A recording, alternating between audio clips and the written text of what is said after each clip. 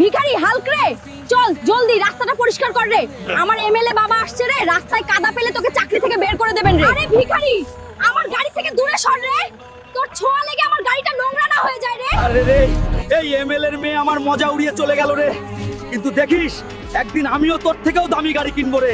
আরে ম্যানেজার সাহেব, এই গাড়িটার দাম কত রে? আরে গরিব, আগে স্নান করে আয় রে। এটা বুগাটি, বুঝলি? বুগাটি। তোর ক্ষমতা নেই এটা দেখার, কেনার কথা বলছিস কেন? আরে ম্যানেজার, উড়িয়ে নে, যত মজা ওড়াতে চাস।